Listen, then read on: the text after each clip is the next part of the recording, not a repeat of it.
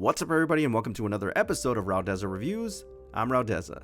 Now, some really cool things have been happening in the X-Men universe. Most notably is the revival or the continuation of the 1990s cartoon, which if you guys grew up in the 90s or were preteens in the 90s, you definitely saw the X-Men cartoon either Saturday mornings or during the week.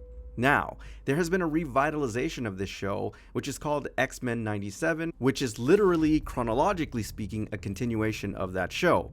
I'm not kidding, it literally continues on where the original show left off, which is pretty ballsy. Now, the original 90s X-Men TV series was way ahead of its time, taking on so many social issues, and it actually fits pretty perfectly in our current climate, which is really a testament to the writing of the original show and, of course, makes it timeless. Of course, for it to be digestible to modern audiences, they've updated certain aspects of the animation and, of course, certain deviations from the original show, but nevertheless, I think it's done very well. And, of course, despite the controversy, we will not be suppressing any fan service when it comes to this figure. So today we're going to be reviewing Kotobukiya's version of Rogue Rebirth, the 1/7 scale Bishoujo statue. Let's take a closer look. Every single time I think Kotobukiya and I'm done with collecting their figures, they pull me back in. As Marco Corleone would say, this is absolutely beautiful. I love the head sculpt on this figure. I mean, there's so much to like here. Look at the waves of hair, especially the coloration, you know, her signature kind of frost tips. This is just beautiful. A hair color, countenance in the face, that bandana, and the way that it's sculpted. I can't say enough of this. It is simply beautiful. Now, I was very impressed with the midsection and upper torso of this piece, mostly because there's a lot of things going on here. Now, you have that brilliant color palette, the awesome green offset against the highlighted yellow. The gloves are sculpted amazingly, and of course, she has that excellent looking bomber jacket, which really offsets everything. That brown is done very well, and of course, you have the brilliant red X-Men logo with the black accents. Just very well done. And if you look at the textures on the actual green aspects of this piece, it almost looks reptilian, and subtle folds there really make it look realistic. Now, as you guys know, one of Rogue's mutant abilities is the ability to absorb other mutants' superhuman powers. And it looks like she got my man Logan's powers because she's sporting the Bone Claw, which looks absolutely fantastic.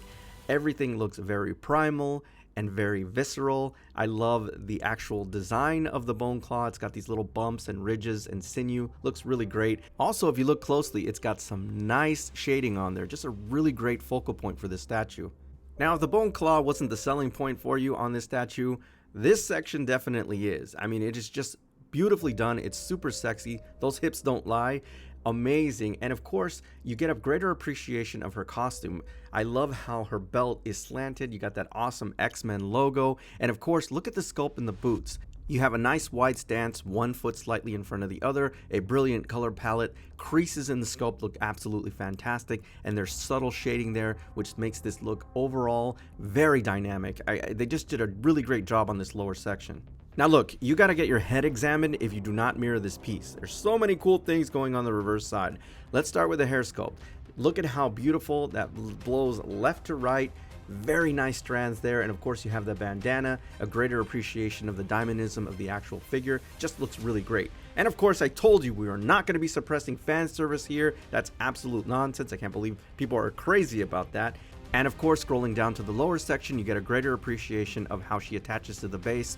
You definitely got to mirror this piece, guys. It is really beautiful. Now, one of the reasons I really like this piece is they put a lot of Easter eggs for true fans of the original show.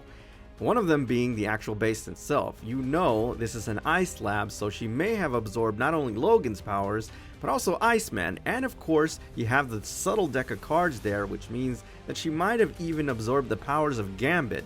And I think that is so cool. Not to mention how beautiful this base is, and it really makes the cards pop out even more. This is just brilliantly done. I love this.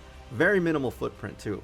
Yeah, you bet your Rogue ass this is a Holy Grail piece. This is absolutely stunning, unbelievable, a great rendition of Rogue, and it's got a lot of Easter eggs. Definitely pick this one up because I anticipate this one is going to sell out quickly, and it's going to be skyrocketing on the secondary market.